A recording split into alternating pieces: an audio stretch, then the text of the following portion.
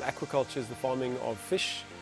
It involves both ownership of the stock and some sort of intervention in the rearing process. So that's what differentiates it from fishing, from wild harvest fishing. My involvement in Karoo Catch goes back to close to the beginning, not the very beginning, but close to the beginning, where I was running an aquaculture course, and the founder, Liesl, and her husband attended the aquaculture course, and a couple of months later she attended a practical aquaculture course, and after that invited me to play a role with them, and currently I serve as the technical director in the company. 12 years ago we moved back to South Africa from Tanzania, and we moved on to a small holding. We looked at vegetables, we looked at herbs, we looked at a whole range of different opportunities, and ended up settling on fish farming. We were about 3/4 of the way through designing how we thought the project could work when we came across the statistics relating to South Africa's pilchard quota and how it had dropped so drastically, where in 2004 we could take 457,000 tonnes of fish out of the sea, and now we're limited to 24,000 tonnes. So it's a 95% drop in the fish that we can take out of the sea, which is a massive food security crisis besides anything else. But it also opened up a huge opportunity for developing new businesses and creating new jobs. And so what was initially a tiny little project then became quite a complicated business plan, which then had to include processing and looking beyond just the farming operations.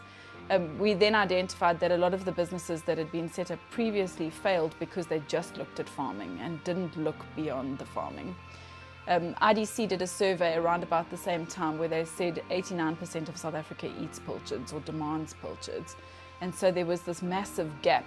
So although the fish-based products compete with protein across the board, we were using the pilchard statistics to basically evaluate how big the gap is and how big the opportunity is. So the business plan was then developed at a much higher level and much more detail, looking at developing local people, farming the fish, processing the fish, and then marketing and distributing. In this phase now, it's important for us to make sure that we develop a viable business with Karoo Catch. To do that, the vision of the business is important, and to know, once the incubator is successful, we need to know how we measure that success. And that success is really based on 3 pillars.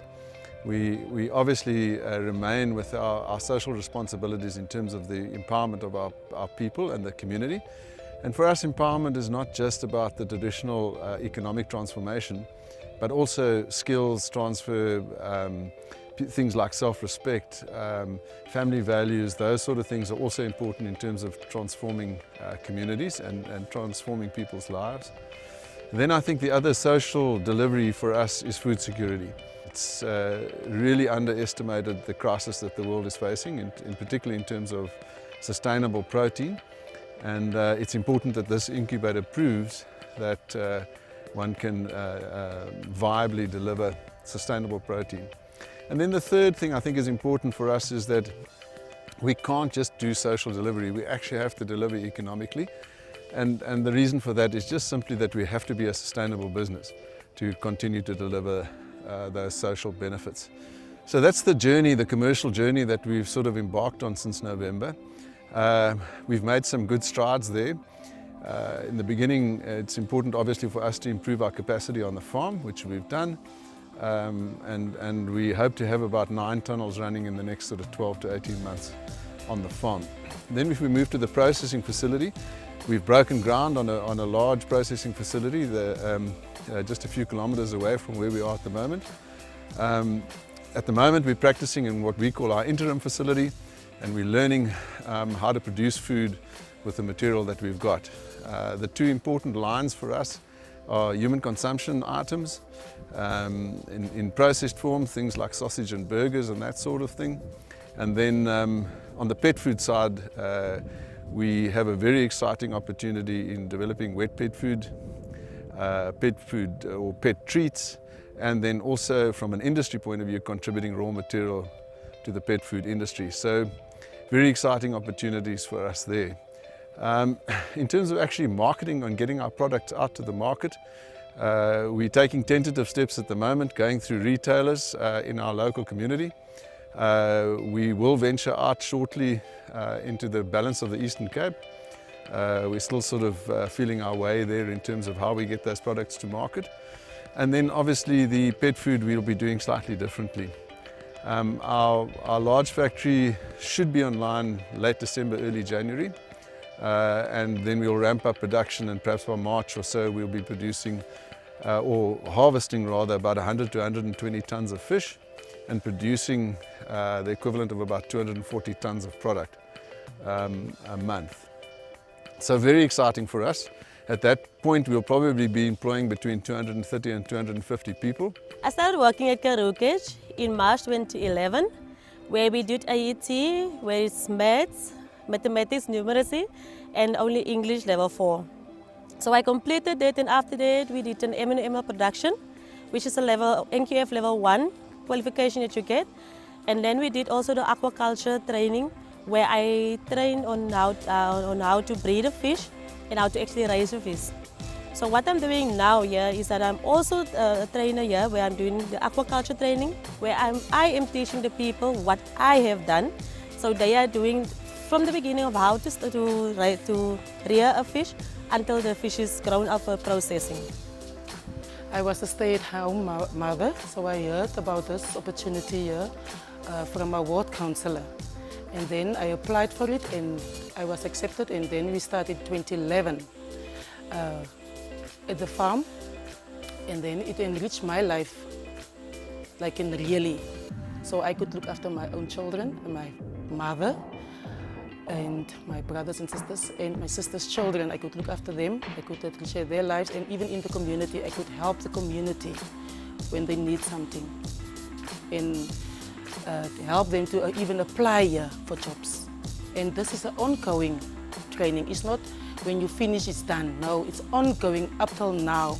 At the moment now, I am Public Relations Director, and I'm still getting training for that too. So it's definitely enriching and empowering us. That is why what we actually stands for is empowering our people. What we're doing normally is like a soccer tournament. We score them on a weekly basis, like on performance, what they're doing inside the tunnel and their behavior. The reason why we're giving prizes is to make them excited. When I see now the tunnel is neat, clean, and I can say no, a 10 for the week. That is how we're doing our elevations on an individual person or inside the tunnels. I train the people here at Karoo Catch, train them how to dissect the fish and how to fillet the fish, and how we're actually doing de-skinning and how we're processing it into a final product. Like the product we actually now making is like fish balls, pizza burgers, and all the stuff like you see here in front of me, like the fish balls also we're making, and we actually give some of those products, we give it to the community, and they all, especially my kids also, they are mad, very mad for our products and the community as well. We also give for the community, the people in hospital, we also provide them. On Mandela Day, we were actually giving for the community from our product, and they were very actually excited to receive the product from Karoo Catch. The other area I think that we are looking at that's also very exciting is what additional opportunities we can create downstream, if I could call it on the demand side of our supply chain, for SMME development and creating business opportunities for people on the fine distribution side. We're doing research and development on handheld applications or mobile applications that we can create a fine distribution network based on asset sharing and based on technology and payment solutions to actually get our product out to the market at a better price, and then also creating opportunities, new business opportunities for additional people.